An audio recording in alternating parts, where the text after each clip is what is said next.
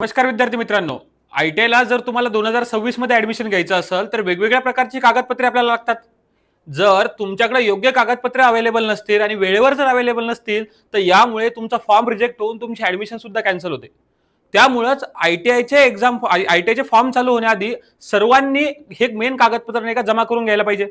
तर या व्हिडिओमध्ये आपण नेमक्या आयटीआयसाठी कोणकोणत्या प्रकारची कागदपत्रे लागतात, ती तुम्हाला कुठून मिळू शकतात आणि याची आपल्याला आयटीआय कधीपर्यंत व्हॅलिडिटी देते किंवा कोणत्या इयरची व्हॅलिडिटी आपल्याला आपल्या आयटीआयच्या जे आपण म्हणतो ऍडमिशनसाठी पाहिजे असते, या सगळ्या गोष्टीबद्दलचं डिस्कशन आपण आजच्या व्हिडिओमध्ये करणार आहोत. चला तर व्हिडिओला सुरू करूया.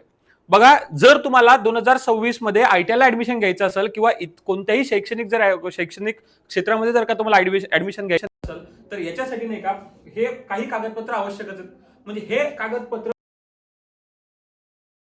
त्याला लागतात. पण आपण आयटीआयच्या दृष्टिकोनातून जर बघायचं म्हटलं, बघा, तर पहिले आणि सर्वात महत्वाचा इम्पॉर्टंट डॉक्युमेंट्स ते म्हणजे 10वीची गुणपत्रिका, ज्याला आपण एसएससीचे मार्कशीट म्हणतो. मग आता एसएससीची मार्कशीट ही ओरिजिनल तुमच्याकडे पाहिजे. बघा, जर झेरॉक्स असेल सर प्रिंट आहे ती चालत नाही. जर तुम्ही ज्यावेळेस ऍप्लिकेशन फॉर्म भरल्यानंतर ज्यावेळेस तुम्ही कॉलेजमध्ये कन्फर्मेशन जाता त्यावेळेस 10वीची मार्कशीट हे सर्व डॉक्युमेंट ओरिजिनल सांगतो तुम्हाला की ओरिजिनल तुम्हाला तुमच्याकडे अवेलेबल असले पाहिजे. त्यानंतरचा महत्वाचा डॉक्युमेंट आहे शाळा सोडल्याचा दाखला, ज्याला आपण टीसी म्हणतो, ट्रान्सफर सर्टिफिकेट किंवा टीसी जी असते ती पण तुम्हाला काय सर्वात जास्त इम्पॉर्टंट आहे. आणि नंतर येतं जात प्रमाणपत्र.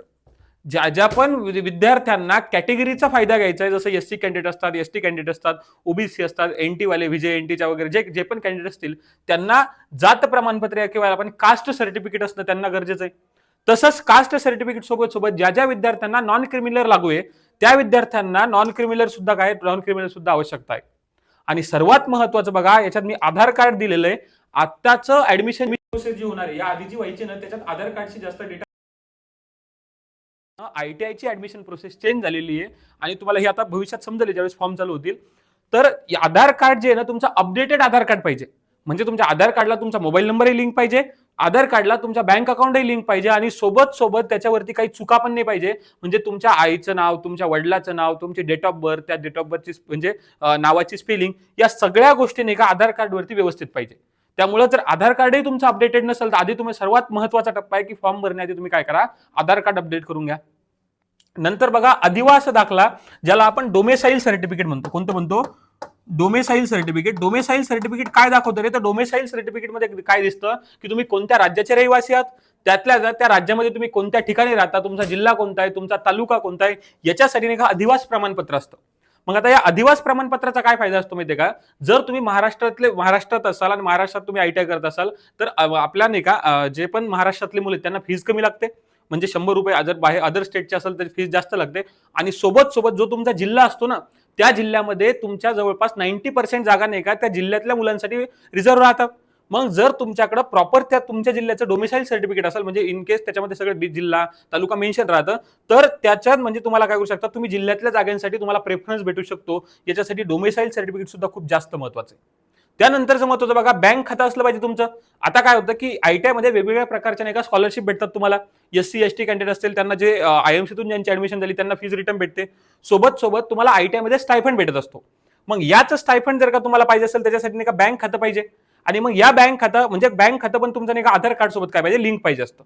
सोबत बघा पासपोर्ट फोटो. आणि याच्यात बघा, हे जे वरचे डॉक्युमेंट मी आतापर्यंत सांगितले हे सर्वांसाठी कॉमन आहे. हे प्रत्येक स्टुडंटला एवढे डॉक्युमेंट्स असायलाच पाहिजे जर तुम्हाला आयटीआय मध्ये ऍडमिशन घ्यायचं असेल तर. राहिला आता बघा एक क्रीडा प्रमाणपत्र आणि एक अपंग प्रमाणपत्र. जर तुम्ही तुमचं स्टेट लेवलचं सर्टिफिकेट तुमच्याकडे जर असेल आणि अपंगाचं प्रमाणपत्र असेल तर बघा, काही अपंगासाठी जागा रिझर्व्ह असतात.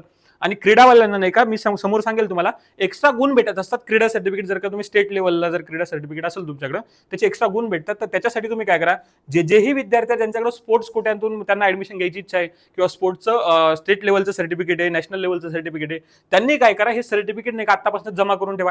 सोबत अपंग असल्याचा अपंग असेल तर अपंगाचा दाखला वगैरे जे पण तुम्हाला सर्टिफिकेट ते असणं सुद्धा गरजेचं आहे. आता हे डॉक्युमेंट असणं गरजेचं आहे, पण सोबत महत्वाचे मुद्दे लक्षात राहू द्या की सर्वात महत्त्वाचा जातीचा दाखला स्वतःच्या नावावर असणे आवश्यक आहे. काय होतं माहितीये का, म्हणजे भरपूर वेळा आपण काय करतो, आपल्या वडिलांच्या नावाचा जातीचा दाखला आहे तो तुम्हाला देऊन चालणार नाही. तुमच्या जातीच्या दाखल्यावरती प्रॉपर तुमच्या नावाचा कास्ट सर्टिफिकेट असायला पाहिजे. सोबत ओबीसी असो, व्हीजेएनटी असो, एसबीसी असो, त्यांना नॉन क्रिमिनल प्रमाणपत्र आवश्यक आहे. मी आत्ताच सांगितलं तुम्हाला, जर तुम्हाला या कॅटेगरीचा बघा फक्त कास्ट सर्टिफिकेट असेल तर तुम्हाला फायदा भेटणार नाही, पण कास्ट सर्टिफिकेट सोबत नॉन क्रिमिलियर असलं पाहिजे. काय असलं पाहिजे? नॉन क्रिमिलियर सर्टिफिकेट असलं पाहिजे. आणि सर्वात जास्त विद्यार्थ्यांचा प्रॉब्लेम फक्त या नॉन क्रिमिलियर सर्टिफिकेटमध्ये होतो. काय होतं की या नॉन क्रिमिनल सर्टिफिकेट, जसं तुम्ही कास्ट डोमिसाईलची नाही का व्हॅलिडिटी असते, मग पण या नॉन क्रिमिनल सर्टिफिकेटची व्हॅलिडिटी असल्यामुळे काय होतं की 3-3 वर्षानंतर तुम्हाला रिन्यू करावं लागतं. आणि नेमकं तुम्हाला म्हणजे काय फॉर्म भरताना आठवतं किंवा फॉर्म भरल्यानंतर आठवतं की तुमचं नॉन क्रिमिनल एक्सपायर झालेलं आहे. त्यामुळे आधी काय करा, सर्वात आधी तुम्ही तुमचं नॉन क्रिमिनल प्रमाणपत्र चेक करा आणि जर एक्सपायर झालं असेल तर लवकरात लवकर काय करा, काढून घ्या. जेणेकरून तुम्हाला नाही का ज्या वेळेसही आपल्याला ऍडमिशन प्रोसेसमध्ये तुम्ही जासाल त्यावेळेस तुम्हाला नाही का जास्त अडचणी जाणार नाही.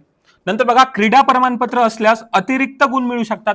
मी आताच सांगितलं, जर तुमच्याकडे स्टेट किंवा नॅशनल लेवलचं क्रीडा म्हणजे स्पोर्ट्स सर्टिफिकेट असेल ना, तर तुम्हाला प्रत्येकी 10 गुण 5 गुण म्हणजे डिपेंड करतं ते गुण नाही का तुम्हाला एक्स्ट्रा भेटत असतात. मग त्याच्यामुळे तुम्ही काय करा, क्रीडा प्रमाणपत्र सुद्धा काय करा, जमा करून ठेवा. आणि अजून इंटरमिडिएट ड्रॉइंग ग्रेड उत्तीर्ण असल्यास अतिरिक्त प्रमाणपत्र 10 गुणांचा लाभ मिळतो. म्हणजे बघा, जे 10वी पर्यंत इंटरमिडिएट जे ड्रॉइंग वगैरे नसतं का, ड्रॉइंग वगैरे त्याच्यामध्ये जर का ते इंटरमिडिएट ड्रॉइंग सर्टिफिकेट जर का तुमच्याकडे असेल त्याचे सुद्धा 10 गुण तुम्हाला एक्स्ट्रा मिळतात.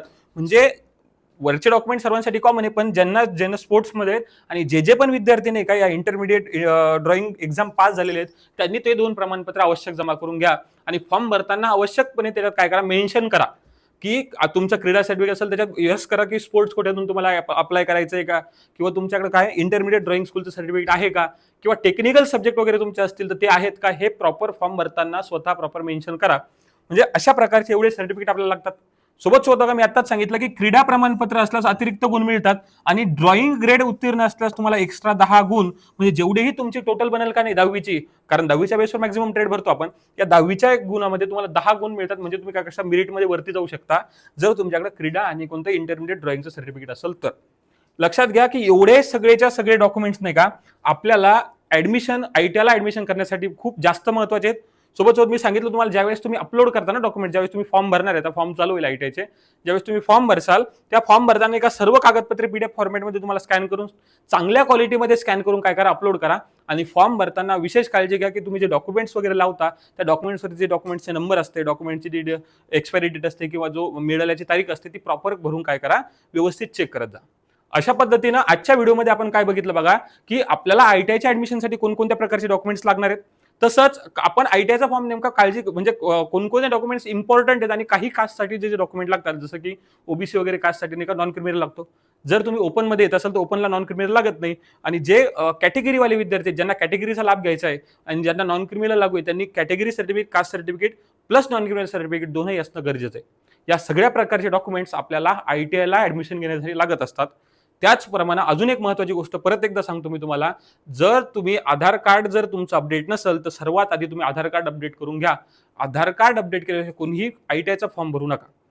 आता या व्हिडिओमध्ये एवढंच. अशाच प्रकारचे तुम्हाला जर व्हिडिओ अजून बघायचे असतील, आयटीआय म्हणजे जे आयटीआय असतं आयटीआयच्या ऍडमिशन रिलेटेड अपडेट जर का तुम्हाला जाणून घ्यायचे असतील तर माझं युट्यूब चॅनलला सबस्क्राईब करून ठेवा. हा व्हिडिओ आवडला असेल तर व्हिडिओला लाईक करा. तुम्हाला काहीही डाऊट असेल की एखादा क्वेश्चन जर का तुमच्या मनामध्ये असेल तर तुम्ही मला कमेंट बॉक्समध्ये किंवा माझं इंस्टाग्रामवर चॅनल आहे आयटीआय इन्स्ट्रक्टर प्रशांत नावानं, त्या चॅनलवरती तुम्हाला डाऊट विचारू शकता. आजचा व्हिडिओ इथंच संपला. आपण भेटूया नेक्स्ट व्हिडिओमध्ये आणि परत एका नवीन टॉपिकमध्ये. धन्यवाद.